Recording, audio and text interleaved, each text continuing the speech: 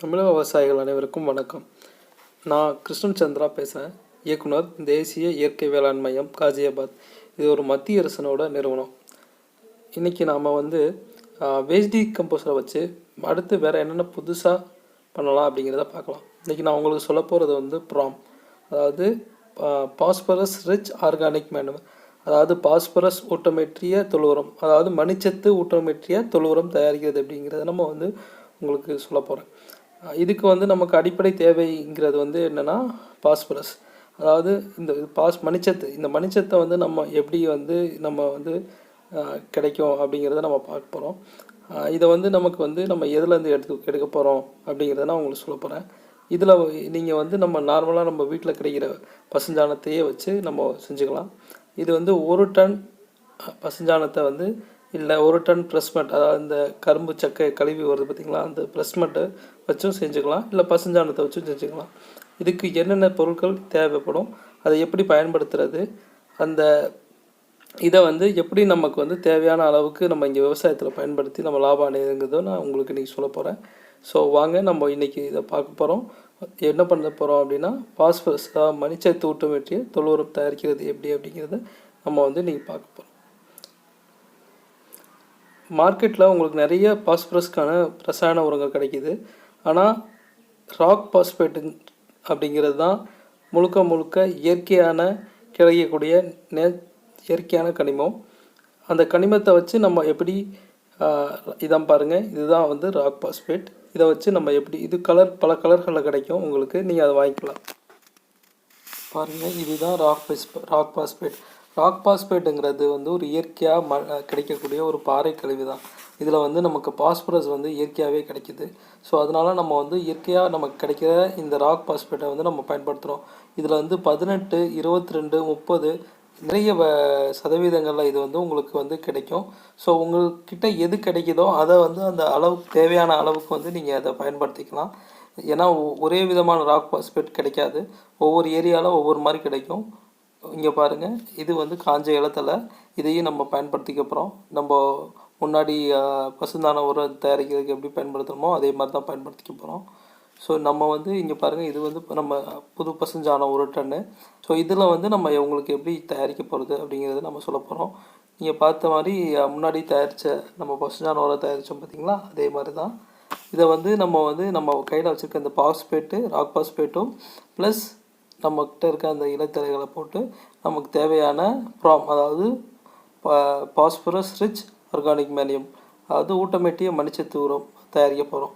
இப்போ நமக்கு பாஸ்பரஸ் எதுக்கு தேவை அப்படின்னா, மண்ணோட மணிச்சத்தோட தேவைக்கு ஒரு செடிக்கு எவ்வளோ தேவைன்னு உங்கள் விவசாயிகள் எல்லாருக்கும் தெரியும். அதுக்காகத்தான் நம்ம இந்த பாஸ்பேட்டை நம்ம சாணத்தோட ஊட்டமேற்றுறோம். அந்த ஊட்டமேற்றுறதுக்கு தான் நம்ம இந்த வீடியோவில் உங்களுக்கு நம்ம எப்படி பண்ணுறதுன்னு சொல்லி கொடுக்க போகிறோம். நீங்கள் பாருங்கள், இது பசுஞ்சாணம்ங்கிறது நம்ம சொல்கிற அளவு இது 500 கிலோ, அதாவது 1 டன்னுக்கு 500 கிலோ ராக் பாஸ்பேட் நம்ம உங்களை உபயோகிக்க சொல்கிறோம். நீங்கள் பாருங்கள், 1 டன்னுக்கு 500 கிலோ. முதல்ல இந்த இலத்தலைகளை எடுத்து நீங்கள் அந்த இது மேலே தெளிவாக பரப்பி விட்டுருங்க. பரப்பி விட்டுட்டு கொஞ்சம் கொஞ்சமாக இது மாதிரி பரப்புங்க நல்லா. ஏன்னா இது நாங்கள் உங்களுக்கு செயல் வடிவம் கொடுக்குறதுக்காக பார்க்குறோம். நீங்கள் பண்ணுறப்போ இது மாதிரி ஒவ்வொரு லேயர் பை லேயராக போடுங்க, ஒரே இடத்துல போடாதீங்க. இது மாதிரி 4-5 லேயர் போட்டு அது மேலே ஒவ்வொரு லேயர் மேலேயும் நீங்கள் போடுறப்பையும் இது மாதிரி க்ரீன் வேஸ்ட்டை போட்டிங்க அப்படின்னா, இந்த பசுந்தாள் உரத்தை போட்டிங்க அப்படின்னா உங்களுக்கு இது நல்லா எல்லா பக்கமும் ஈவனாக கிடைக்கும் உங்களுக்கு.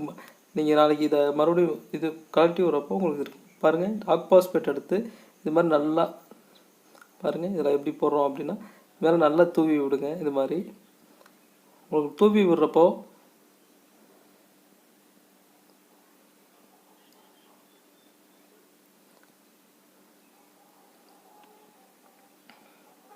பாருங்கள், இது மாதிரி நல்லா தூவி விடுங்க. தூவி விடுறப்போ உங்களால் எவ்வளோ டெப்த்தாக தூவி விட முடியுமோ அவ்வளோ டெப்த்தாக தூவி விடுங்க. தூவி எவ்வளோக்கு எவ்வளோ நீங்கள் பொடியாக இது செஞ்சு கட்டியாக இல்லாமல் பொடியாக எடுத்து தூவி விடுறீங்களோ அதை அவ்வளோக்கு அவ்வளோ தூவி விடுறது உங்களுக்கு இது வேகமாக உங்களுக்கு இதோட வேலையை செய்யும். இதை கட்டியாக கிடச்சிச்சின்னா கட்டியாக போடாதீங்க. நீங்கள் நல்லா இதை தூள் மாதிரி போடுங்க. இது மாதிரி இந்த மேலே போட்டு நீங்கள் பயன்படுத்தலாம். மறுபடியும் உங்களுக்கு தெரியும் அடுத்து நம்ம என்ன பண்ண போகிறோம் அப்படிங்கிறது நம்மளோட வேஸ்ட் டீகம்போசர். ஆமாங்க, நம்ம வேஸ்ட் டீகம்போசர் சொல்யூஷன் எடுத்து மேலே நம்ம தெளித்து விட போகிறோம். நம்ம தெளித்து விட போகிறது கிடையாது, இதில் ஊற்றி நல்லா சொதன்னு ஈரமாகிற வரைக்கும் இதை வந்து நம்ம ஊற்ற போகிறோம். எவ்வளோக்கு எவ்வளோ நம்ம ஒரு டன்னுக்கு நம்ம குறைஞ்சது வந்து ஒரு 250 லிட்டர் வரைக்கும் வேஸ்ட் டீகம்போசர் வந்து நம்ம கொடுக்கலாம். அதில் வந்து எந்த தவறும் கிடையாது. ஒரு டன்னுக்கு 250 லிட்டர் நீங்கள் தரீங்கப்போ அப்படிங்கிறப்போ ஓரளவுக்கு நல்ல உங்களுக்கு ஈரப்பதம் எப்பொழுதுமே மெயின்டைன் ஆகும். ஸோ நீங்கள் எவ்வளோக்கு எவ்வளோ ஈரப்பதம் வந்து மெயின்டைன் பண்ணுறீங்களோ அவ்வளோக்கு எவ்வளோ வேகமாக இருக்கும். ஈரப்பதங்கிறதுக்காக நம்ம தண்ணி ஊற்றிடக்கூடாது. நம்ம ஆல்ரெடி வச்சுருக்க வேஸ்ட் டீகம்போசரை மட்டும்தான் பயன்படுத்தணும். இதில் நீங்கள் எக்காரணத்தை கொண்டு தண்ணியை மட்டும் பயன்படுத்திடாதீங்க. நீங்கள் எப்பொழுதுமே இதை வந்து வேஸ்ட் டீகம்போசரை பயன்படுத்துகிறப்போ இதுக்குள்ளே தண்ணியை இந்த கம்போஸ்டிங் மெத்தடில் தண்ணி யூஸ் பண்ணாமல் வேஸ்ட் டீகம்போசரை மட்டும் பயன்படுத்தணும்.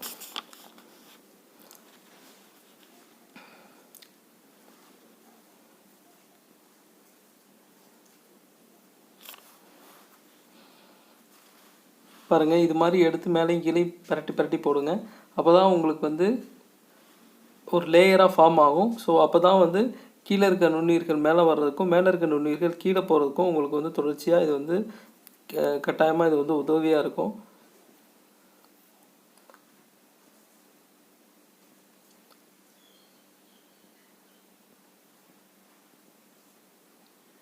பாருங்கள், இது மாதிரி நீங்கள் இப்போ லேயர் பை லேயராக எவ்வளோக்கு எவ்வளோ போடுறீங்களோ அவ்வளோக்கு எவ்வளோ தான் உங்களுக்கு வந்து இதில் வந்து வேகமாக உங்களுக்கு வந்து வேலை செய்யக்கூடிய இது கிடைக்கும். நீங்கள் இது மாதிரி சமதளங்களில் போடுறப்போ ஒரு லேயராக போட்டு விட்டு நீங்கள் பசுஞ்சால் உரத்தை போடுங்க.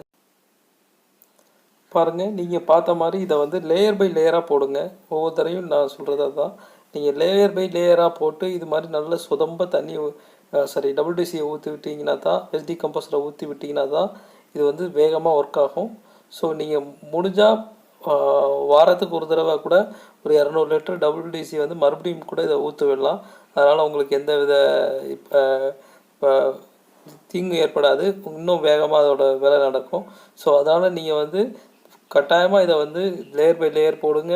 5 நாளைக்கு ஒரு தடவை இதை வந்து கட்டாயம் நீங்கள் இதை கலக்கி விடணும். கலக்கி விட்டுனீங்கன்னா தான் இது உங்களுக்கு வந்து ஒரு 30லேருந்து 45 நாளைக்குள்ள உங்களோட இருக்கிற ஏரியாவை பொறுத்து, அது தட்பவெப்ப சூழ்நிலையை பொறுத்து இது வேகமாக வந்து வளர்ந்துடும்.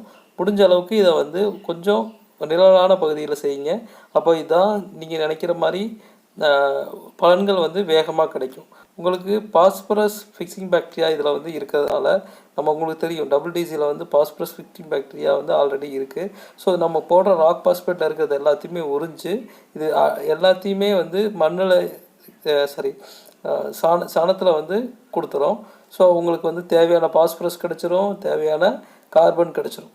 ஸோ உங்களுக்கு வந்து ரெண்டுமே இதை வந்து நீங்கள் மறுபடியும் கொண்டு போய் பயிர்களுக்கு பயன்படுத்துகிறப்போ உங்களுக்கு தேவையான அளவுக்கு சத்துக்கள் எல்லாம் இதுக்குள்ளேயே கிடைச்சதுனால நீங்கள் மறுபடியும் மூட்டையாக உரங்களை கொண்டு போய் போட வேண்டிய இந்த பசுஞ்சாணத்தை கொண்டு போய் போட வேண்டிய அவசியம் கிடையாது.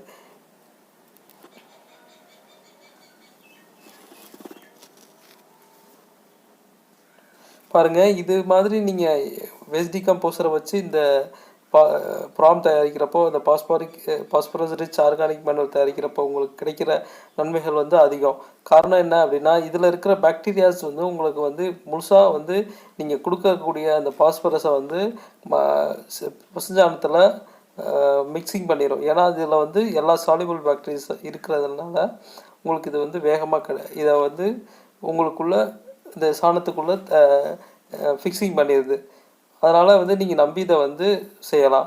அப்புறம் வந்து இதை நீங்கள் செய்கிறப்போ உங்களுக்கு வந்து அதாவது வெப்பம் எப்படின்னா, இதை செய்கிறப்போ உங்களுக்கு வந்து இது கோல்டு கம்போஸ்டிங் மெத்தடில் பண்ணுறதுனால இதில் வந்து உங்களுக்கு வந்து வெப்பம் வராது. அதாவது நீங்கள் கலக்கிறப்போ உங்கள் காடில் சூடு வராது.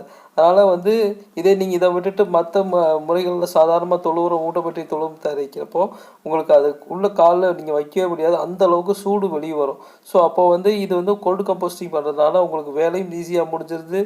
நீங்கள் வந்து இதை வந்து உங்களுக்கு தேவையான அளவுக்கு இதை வந்து சீக்கிரமாகவும் இதை வந்து நம்ம கிடச்சிருது. அப்புறம் இன்னும் சிலருக்கு வந்து நம்ம இதை வந்து இன்னும் ஊட்டமேற்றுறதுக்கு பற்றி நான் சொல்ல போகிறேன். காரணம் என்ன அப்படின்னா, உங்களுக்கு இதில் வந்து பாஸ்பரஸு தேவையான அளவு கிடைச்சிது.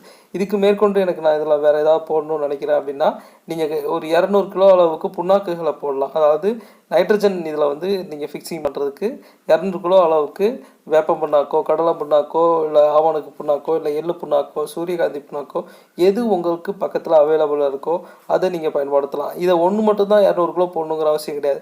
உங்களுக்கு கிடைக்கிறத நீங்கள் 4, 5 எந்த ரேஷியோவில் கூட நீங்கள் போட்டுக்கலாம். வேப்ப புண்ணாக்கு பாதி, இந்த புண்ணாக்கு பாதி கூட போட்டுக்கலாம். போட்டு நீங்கள் இதை வந்து தயார் செஞ்சு பாருங்கள்.